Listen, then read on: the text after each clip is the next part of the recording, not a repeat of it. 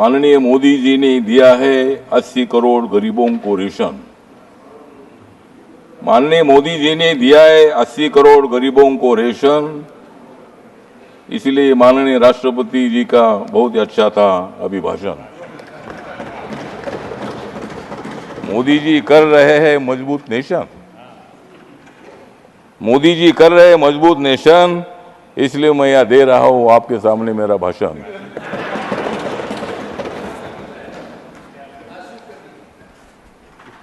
नरेंद्र मोदी जी प्रधानमंत्री बने हैं तीसरी बार,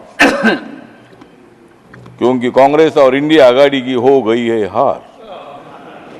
मोदी जी प्रधानमंत्री बनेंगे बार बार बार, और कांग्रेस की हो जाएगी हार हार हार।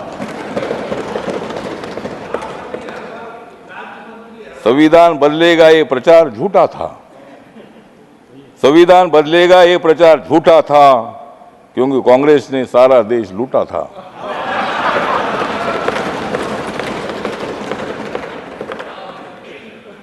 राहुल गांधी का प्रधानमंत्री बनने का सपना 4 जून को टूटा था। राहुल गांधी का प्रधानमंत्री बनने का 4 जून को सपना टूटा था।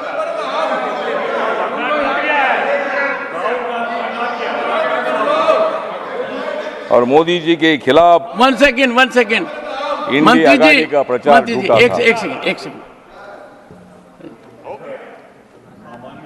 यही है कि जो व्यक्ति दूसरे सदन का सदस्य हो उसके बारे में कोई आक्षेप नहीं लगाया जा सकता, और उसका आक्षेप नहीं लगाया सकता, उसकी चर्चा नहीं हो सकती, क्योंकि वो अपनी बात की सफाई देने के लिए यहाँ पे मौजूद नहीं है। तो मेरा विनम्र निवेदन है कि नाम चूंकि राहुल गांधी जी का लिया है तो उसे कार्रवाई से निकालें। Honourable minister, please avoid, please take your seat.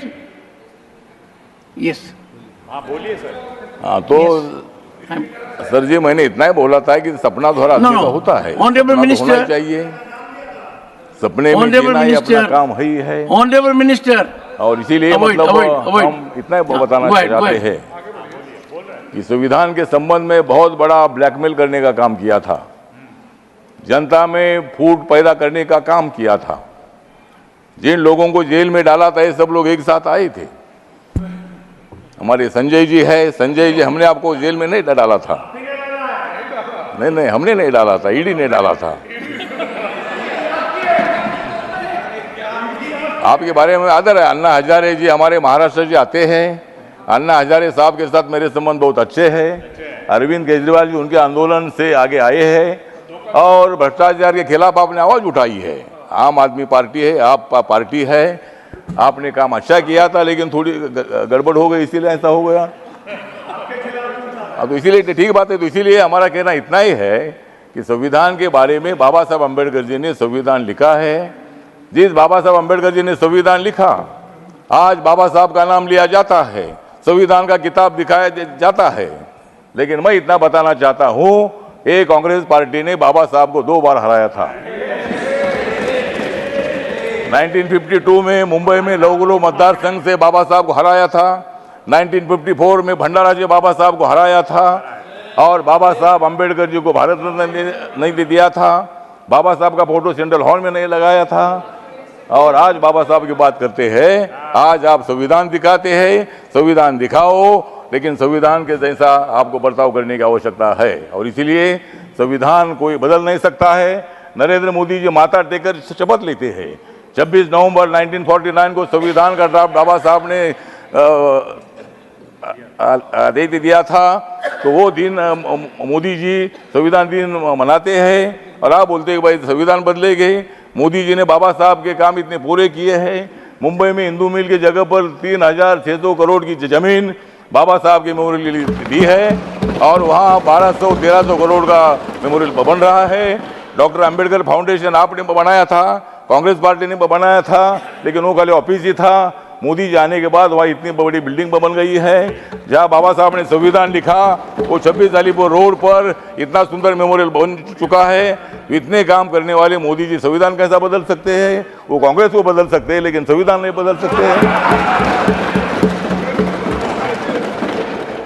तो संविधान बदलना इतनी मामूली काम नहीं है और उसमें अमेंडमेंट करना इसका मतलब संविधान बदलना नहीं है। बाबा साहब अम्बेडकर जी ने संविधान सभा ने ही अमेंडमेंट करने का अधिकार पार्लियामेंट को दे दिया है और जब भी मतलब नया कानून बनाना होता है, पुराने कानून में कोई मतलब अमेंडमेंट होती है, वो अधिकार पूरा अपने को होता है। और इसीलिए मुझे लगता है वो संविधान बदलना ऐसा हम नहीं बोलते हैं, लेकिन आप लोग इसी तरह का खाम प्रचार कर रहे हैं।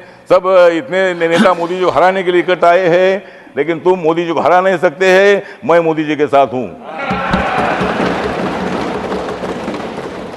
मतलब ठीक बात है, आपको लोकतंत्र में अधिकार है, आपकी सीट ज़्यादा ये अच्छी बात है और आप इतनी ज़्यादा सीट ना आए कि आप उधर ही रहे और हम इधर ही रहे, मतलब ऐसा भविष्य में होगा तो ठीक बात है।